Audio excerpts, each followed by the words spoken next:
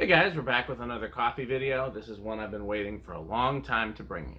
So, if you follow my channel and you follow my coffee videos, you know that the only coffee-related YouTube channel that I watch is James Hoffmann. And I've mentioned before that in one of his early videos, he mentioned Colonna coffee pods, like capsules for Nespresso. And I've been trying to get a good Nespresso recommendation out of him for the entire time I've been watching his channel.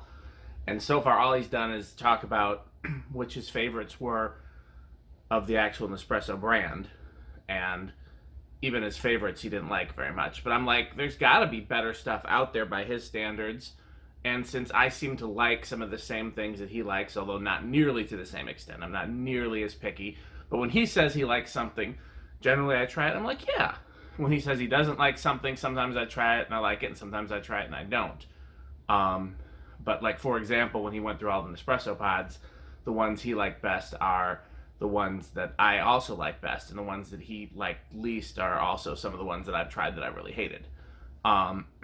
So I feel like I can trust his recommendations.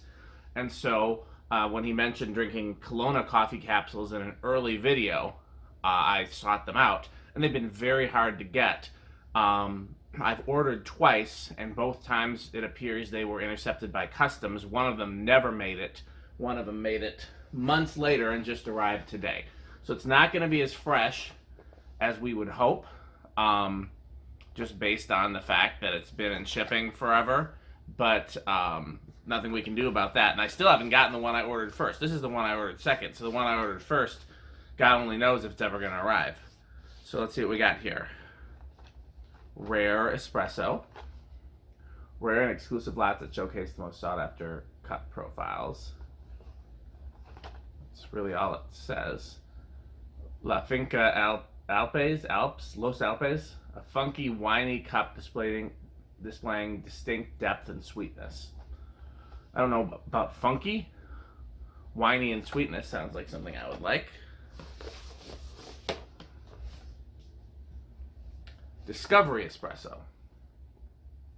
Cinta, a zingy, fruit-forward, natural Caturra with a bold body in the cup. Zingy and fruit-forward sounds like something I might like.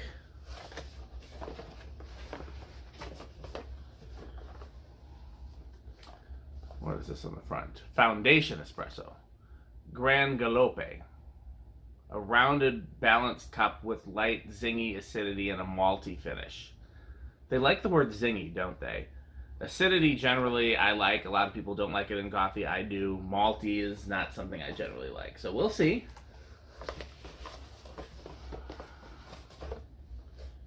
Foundation Espresso, is that the same as this one?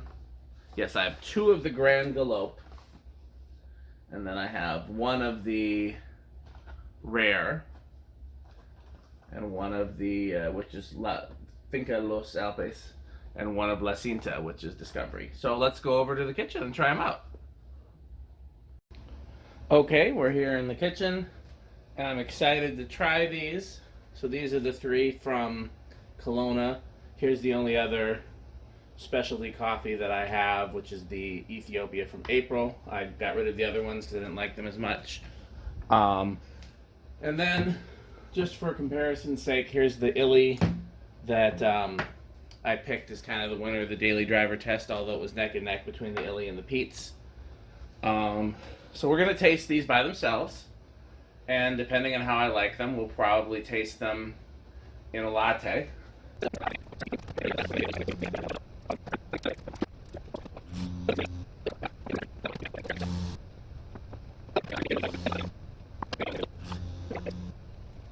Okay, let's start again.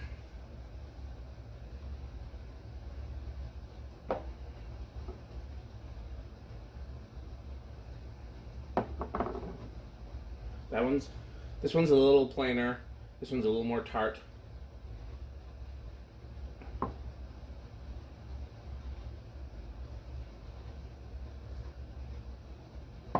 This one's probably most similar to the Ethiopia.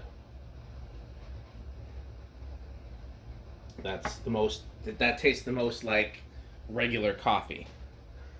So the short answer is I like all of these. Like, this is the first specialty coffee purchase I've made where I'm like, oh, I really like that. But they have very distinct flavors. Like,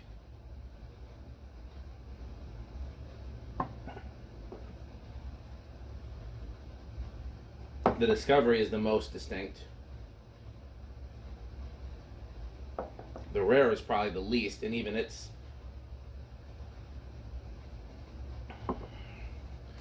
They're all very kind of fruity, very kind of tart. They have just flavors that regular coffee doesn't have. The Ethiopia has some, but less. And that, like I said, that to me tastes the most like regular coffee. And that is the one that won my my roundup. Although, like I said, it and the Pete's were neck and neck.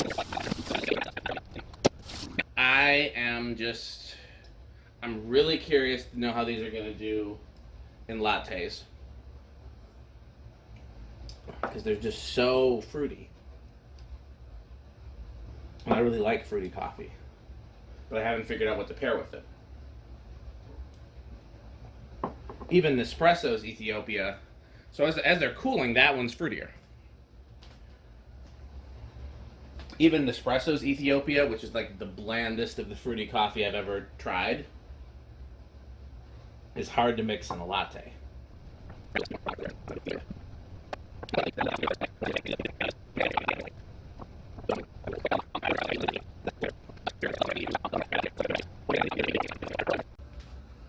Okay, so we're back and we're going to make lattes with the Colonna pods. I've already made a latte here with the Pete's, which is the other of my daily drivers. And I've put 2 spoonfuls of vanilla syrup in each of these cups. So now we're going to add the coffee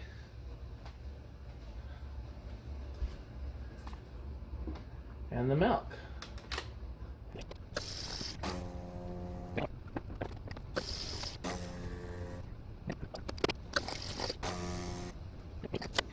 And let's taste.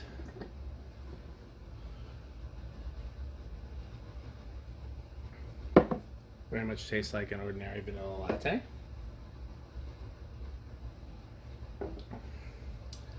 That is much less sweet.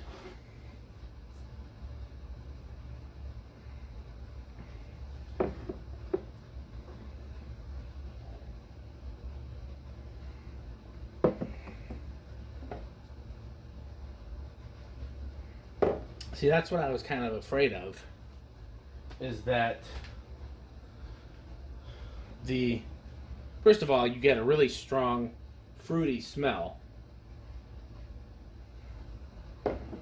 which doesn't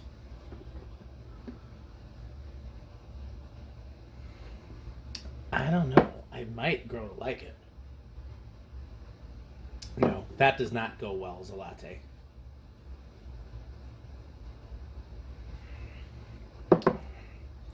This one probably is the best.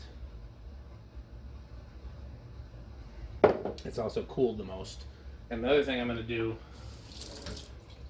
this one is much sweeter, and I think it's just because the coffee flavor is much less significant. I'm going to add 1 other spoonful of syrup to each of these just to see. Like I said, this one's kind of okay. But, I mean, I definitely get the impression that this is not designed to make lattes.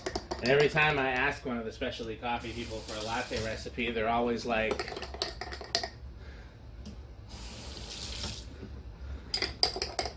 I'm asking how to murder a baby. That's just a no.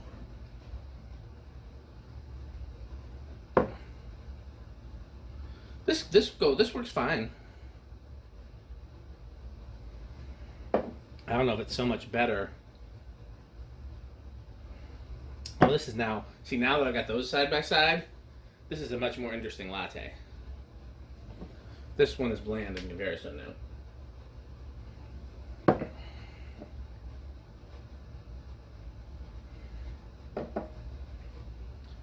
That actually is quite good. The flavors just don't pair well. That's okay. That I like a lot. Now, like I said, now this has kind of beat that now that I added a little more syrup. So the real important question is, am I going to buy this again? And the answer is probably. I think I like them the most by themselves out of any Nespresso pod that I've tried for sure. I'd have to do a side-by-side to see how I like them compared to like the Sweet Shop coffee and other coffee that I've gotten that's not in a pod.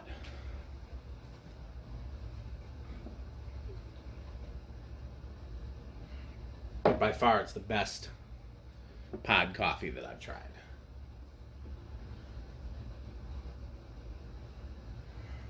Like I said, that does not blend well. That which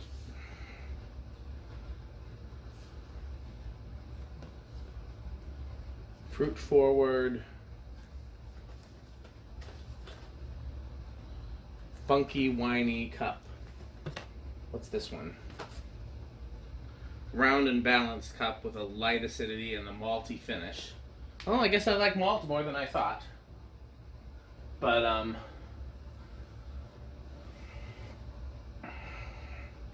yeah, I don't know what to do now because, like I said, now let's make it fair. Let's add another spoonful of flavor to this. Although I've drank enough of these that's probably I'm gonna only add like a little bit of a spoonful because I don't want it to be overpowering.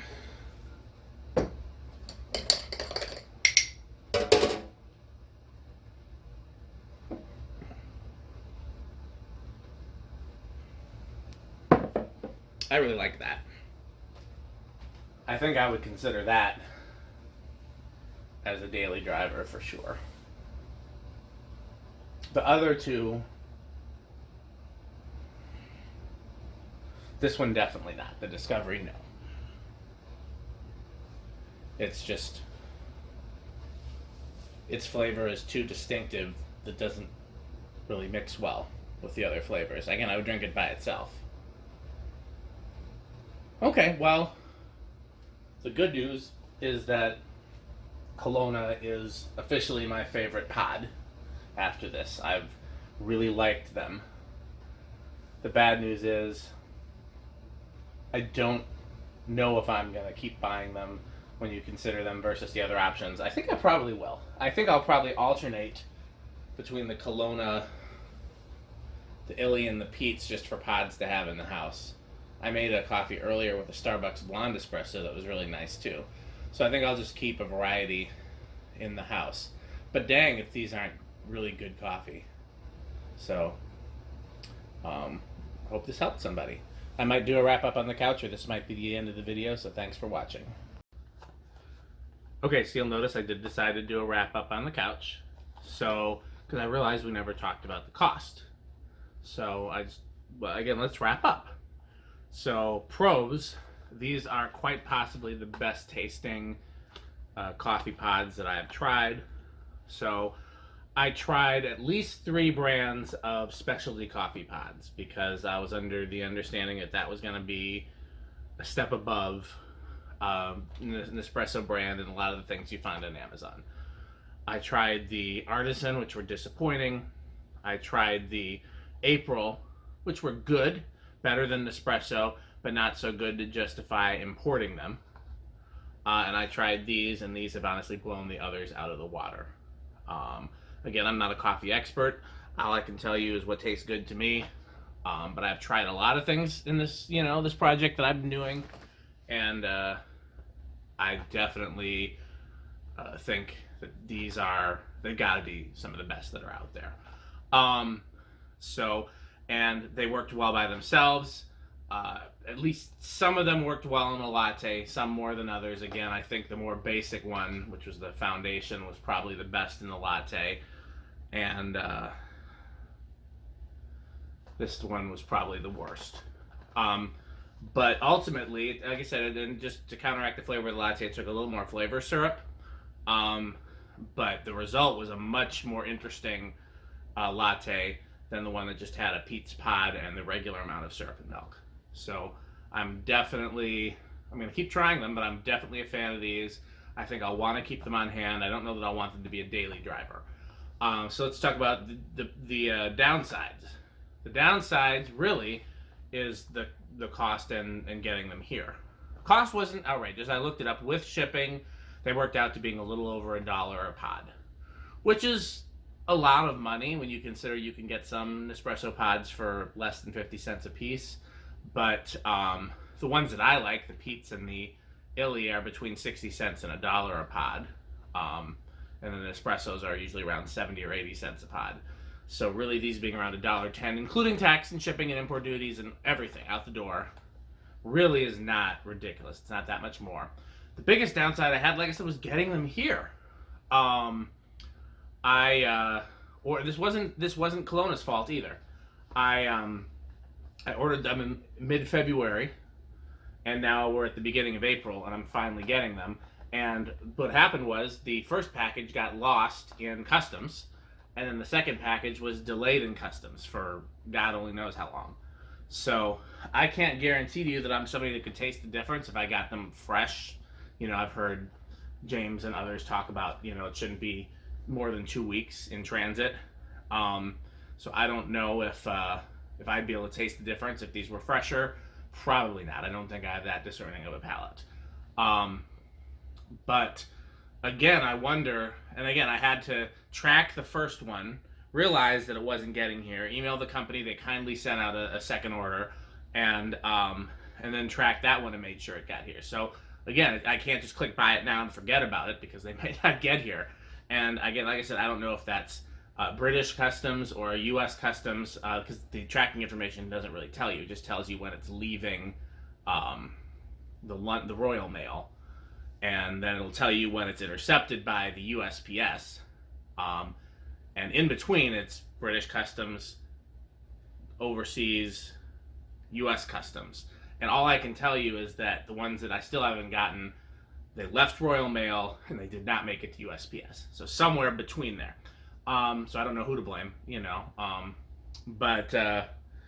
yeah, and the company was good enough to send it. Again, can't say enough good things about the company. Can't say enough good things about the product. It's just whether or not it's worth the hassle. I will say I bought James Hoffmann's coffee from Square Mile and got here with no trouble in a relatively short amount of time.